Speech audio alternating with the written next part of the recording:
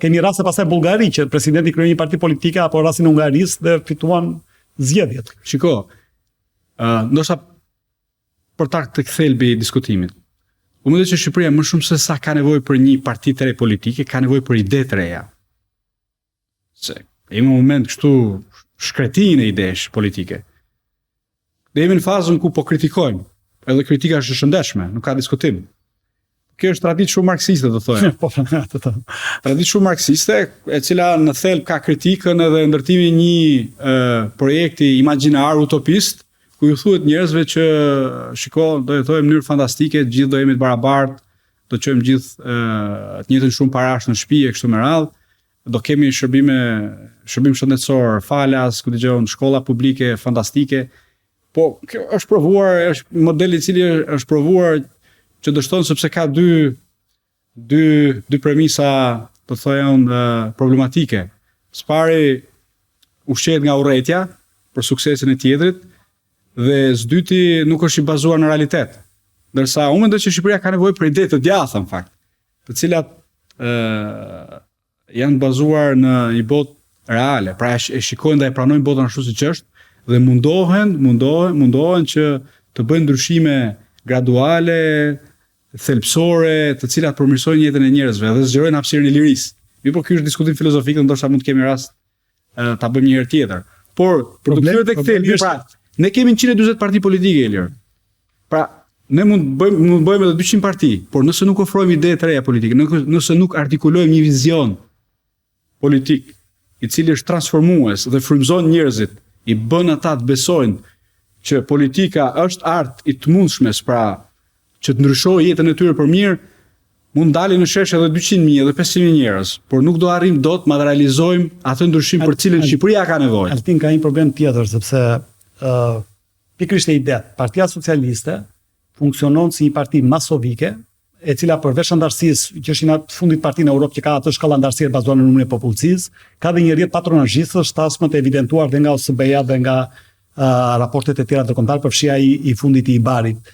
Kështu që është një forcë elektorale, më tepër se sa një forcë ideologjike, e unifikuar në spektrin e majt. E vetmja parti tjetër e majt, që është Partia Social-Demokrate, është aleate me të dhe i kanë votat bashkë 86, votat 85 tani pas Mariana Koçekut, largimit saj. Ndërkohë që nga kampi djathtë ne kemi një pluralitet aktorësh dhe faktorësh, apo nga kampi opozitar, sepse aty mund të ketë parti të majta, të cilët e kanë të pamundur deri në këto momente që flasim, bashkëpunimin e dalin në një koalicioni parazgjedhor me një leadership. Dhe më tepër se çështje programi, Partia Demokratike në zgjedhjet e fundit po del në ato të 2021-shin ka pasur program shumë të mirë të djathtë. Jo, kur flas për ide, nuk flas për program. Por ai program nuk arriti te njerëzit. Flas më shumë për një fabul politike.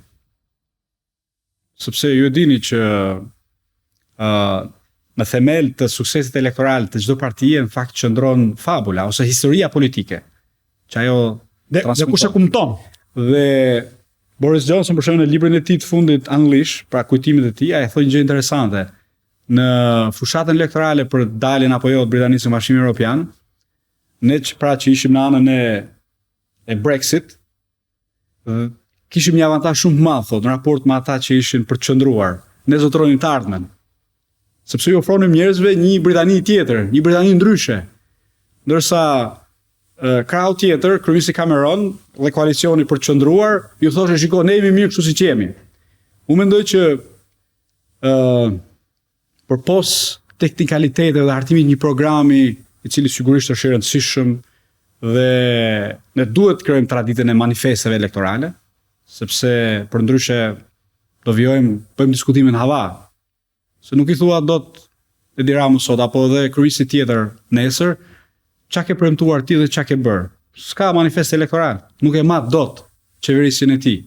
Po ky është diskutim tjetër, pra, përpos alternativa programore, unë mendoj se Shqipëria ka nevojë më shumë për një vizion politik, për një ide e cila pikturon një Shqipëri ndryshe, një Shqipëri ku shteti nuk është aktor kryesor ekonomik, ku shteti nuk përcakton suksesin dhe dështimin e njerëzve, ku partia politike nuk është investimi yt i jetës për të bërë karrierë në administratën publike, ku ne arrim të ndërtojmë një shërbim civil profesional, i cili është aty për të shërbyer interesit shtetëror dhe jo partisë në pushtet, kur ne arrim të ndërtojmë një ekonomi e cila funksionon bazë të konkurrencës edhe asaj dorës pa dukshme të smithit, dhe ku gjenerojmë, prodhojmë, dhe jo importojmë para pista dhe produkte pa fund, konsumi, pa gjeneruar asgjë. Mendoj që ne kemi nevojë për një Shqipëri ku shteti i drejtës nuk është luks, apo jo. Është themeli i një demokracie funksionale.